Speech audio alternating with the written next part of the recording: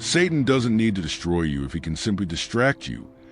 And the shocking truth is that most believers don't even realize it's happening. Distraction is one of his deadliest weapons, subtle, strategic, and dressed up like something harmless or even good. And every day he plants traps around your life to pull your attention away from what truly matters. One of the first things he uses is busyness disguised as purpose. You're running from one thing to the next, drowning in commitments, overwhelmed by obligations, convinced you're being productive, yet spiritually starving because your time with God has been replaced with constant motion. Remember Martha in Luke 10, verse 41. Distracted by much serving while Mary chose what Jesus called the better portion. The second tool is comparison, a silent poison that eats away at your identity. Social media feeds you filtered snapshots of someone else's highlight reel, while you secretly start doubting your calling, your worth, your pace. But Galatians 6 verse 4 reminds you to test your own work and not compare yourself with anyone else.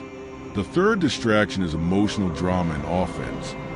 How quickly Satan can shift your eyes from the eternal to the petty when he stirs division, whispers offense, or reopens old wounds.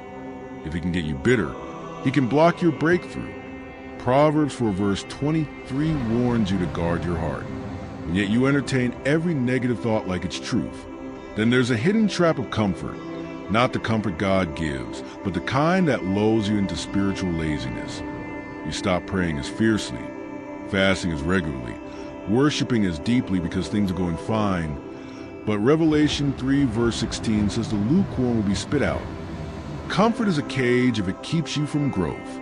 Another major distraction is chronic overthinking, where your mind is constantly racing, analyzing every scenario, doubting every decision, and second-guessing every move God told you to make. This isn't wisdom, it's mental warfare, and 2 Corinthians 10 verse 5 commands you to take every thought captive.